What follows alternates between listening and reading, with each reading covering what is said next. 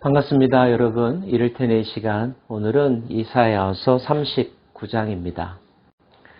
죽을 병에 걸렸으나 하나님의 특별한 은혜로 생명을 연장받은 히스기야.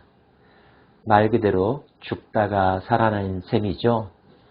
간증거리가 아닐 수가 없고 간증할 때마다 그의 마음 가운데는 하나님에 대한 감사로 가득했을 것입니다. 그 기적의 과정 가운데 기도가 매우 중요한 역할을 했다는 사실 마음 가운데 다시 한번 새깁니다. 하지만 그런 좋은 깨달음에도 불구하고 히스기야는 분명 인간이었던 것 같습니다. 완전하지는 못했다는 거죠. 그의 불완전함이 어떻게 나타났는지, 그로 인하여서 뜻밖의 어떤 일이 그와 그의 나라 가운데 임하게 되었는지 39장을 통하여서 함께 살펴보기를 원합니다. 그때 발라단의 아들 바벨론 왕 무로닥 발라단이 히스기야가 병들었다가 나았다 함을 듣고 히스기야에게 글과 예물을 보낸지라. 바벨론이라고 하는 이름이 등장합니다. 물론 우리가 잘 알고 있는 나라 이름이죠. 그런데 이사야 시대에 지중해 연안의 패권을 차지하고 있었던 나라는 아수르였다는 것 이미 살펴보았죠. 당시 아수르에 비하면 바벨론은 아직 자그마한 힘이 약한 나라였었습니다. 바벨론이 히스기야 왕이 병에서 일어나게 되었다는 소식을 알게 되었다고 합니다. 그리고 사신을 보내어서 축하를 합니다. 바벨론 왕은 왜 이렇게까지 축하하려고 했던 것일까요? 순수한 마음이었을까요? 다른 목적도 분명 있었겠죠. 그 목적은 당대 강국이었던 아수르를 견제하기 위해서였습니다. 아수르는 유대 땅에도 위협이 되는 존재였지만 바벨론에게도 위협이 되는 존재였었죠. 바벨론은 유대와 좋은 관계를 유지하여 공동으로 아수르에게 대응하기를 원했던 것입니다. 자, 축하 사절단을 맞아들인 히스기야. 어떤 마음이었을까요? 히스기야가 사자들로 말미암아 기뻐하여 그들에게 보물창고 곧 은금과 향료와 보배로운 기름과 모든 무기고에 있는 것을 다 보여주었으니 히스기야가 궁중의 소유와 전 국내의 소유를 보이지 아니한 것이 없는지라. 히스기야가 마음이 흐뭇했다고 합니다. 병도 나아서 기분이 좋았을 뿐만 아니라 저 먼 나라에서 자기를 위하여 사절단을 보내주었으니 기분이 좋았겠죠. 그런데 기분 좋음이 좀 지나쳤을까요? 그 감정의 고조 때문에 그는 왕으로서 지켜야 될 긴장감을 잠깐 상실해버렸습니다. 사절단에게 자기 궁궐 곳곳을 보여주었습니다. 심지어 무기까지 보여주었죠. 무기고를 보여주었다는 것이 얼마나 중요한 사건인지 우리는 짐작할 수 있는데요. 요즘에도 어떤 나라에서 사열식을 할 때 그 나라의 최첨단 무기를 공개하는 경우들이 있습니다. 그러면서도 다른 사람들에게 지켜야 될 비밀은 철저하게 지키죠. 히스기야는 무기고를 보여주었습니다. 어떤 마음이어서였을까요? 우쭐한 마음에서였다면 그 또한 문제이고 사려 깊지 못하여 실수로 보여준 것이라면 그 또한 치명적인 문제가 될 수 있습니다. 사람의 내면을 꿰뚫어 보시는 하나님은 그 부분을 꺼집어내셨고 이사야를 통하여서 지적하시죠. 이에 선지자 이사야가 히스기야 왕에게 나와 묻되 그 사람들이 무슨 말을 하였으며 어디서 왕에게 왔나이까 하니 히스기야가 이르되 그들이 원방 곧 바벨론에서 내게 왔나이다 하느니라.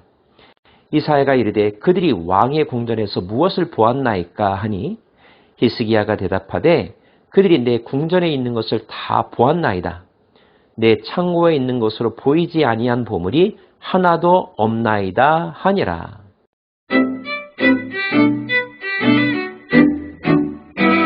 이러한 행동이 가지고 있는 문제점은 무엇일까요? 같은 사건을 역대하 32장이 기록하고 있는데요. 그때 히스기야가 병들어 죽게 되었으므로 여호와께 기도하며 여호와께서 그에게 대답하시고 또 이적을 보이셨으나 히스기야가 마음이 교만하여 그 받은 은혜를 보답하지 아니하므로 진노가 그와 유다와 예루살렘에 내리게 되었더니 하나님은 이때 보여준 히스기야의 행동이 교만에서 비롯되었다고 말씀하고 계십니다. 아마도 하나님께서 자기를 살려주셨다는 것과 먼 나라에서 찾아올 만큼 자신이 위대하다는 것, 이 두 가지를 혼동하면서 우쭐대는 마음이 있었던 것 같습니다. 그럴 수 있는 작은 실수일 것 같은 이 행동은 의외로 큰 비극을 처초하게 되는데요. 이사야가 히스기야에게 이르되 왕은 만군의 여호와의 말씀을 들으소서. 보라, 날이 이르리니 내 집에 있는 모든 소유와 내 조상들이 오늘까지 쌓아둔 것이 모두 바벨론으로 옮긴 바 되고 남을 것이 없으리라 여호와의 말이니라. 또 내게서 태어날 자손 중에서 몇이 사로잡혀 바벨론 왕궁의 환관이 되리라 하셨나이다 하니, 지금 너에게 사절단을 보내는 그 바벨론에 의하여 이 나라가 망하게 될 거라는 것입니다. 그리고 너의 후손들은 그 나라의 포로로 끌려가게 되고 환관이 되기까지 할 거라는 것, 이것이 하나님의 선언이었습니다. 이 선언을 들은 히스기야, 아차 싶었겠죠. 내가 큰 일을 저질렀구나 후회되었을 것입니다. 다시 한번 그의 마음은 겸손해질 수밖에 없었고 하나님의 뜻이 무엇인지 머리를 조아릴 수밖에 없었겠죠. 히스기야가 이사야에게 이르되 당신이 이른바 여호와의 말씀이 좋소이다 하고 또 이르되 내 성전에는 평안과 견고함이 있으리로다 하니라. 이 말씀은 두 개의 장면으로 나누어서 해석함이 좋을 것 같습니다. 당신이 이른바 여호와의 말씀이 좋소이다. 하나님께서 그렇게 하심이 마땅하시다. 내가 교만했다. 내가 내 잘못을 뉘우친다. 하나님께서 어떠한 형벌을 내리셔도 내가 달게 받겠다라고 하는 뜻입니다. 다시 역대하 말씀을 찾아봅니다. 히스기야가 마음의 교만함을 뉘우치고 예루살렘 주민들도 그와 같이 하였으므로 여호와의 진노가 히스기야 생전에는 그들에게 내리지 아니하니라. 회개할 때 하나님은 또 긍휼을 베풀어 주시죠. 그래서 그 모든 재앙이 그 즉각적으로 일어난 것이 아니라 히스기야 때에는 일어나지 않도록 유예해 주셨다는 것이 성경의 해석입니다.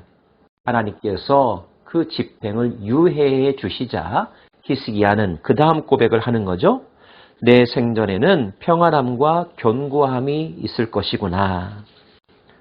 하나님께서 나를 긍휼히 여기셔서 나는 살려주셨구나 라고 하는 고백입니다.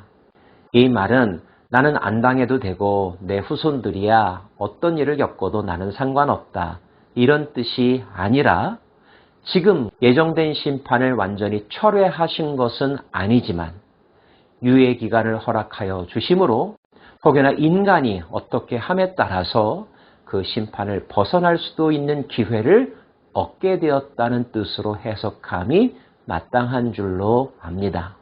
오늘 말씀의 내용은 38장에서의 히스기야가 겪은 사건과 정반대의 사건과 같은 의미를 갖기 때문에 묵상하는 모든 사람들도 의아하고 고민스러울 것입니다.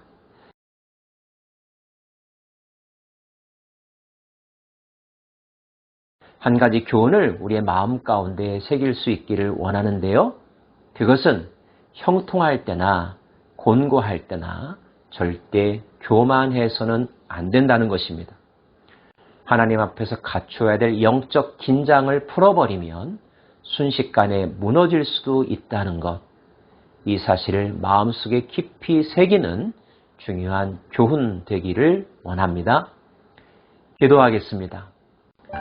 하나님, 선줄로 생각하는 자는 넘어질까 조심하라는 말씀을 마음에 새깁니다.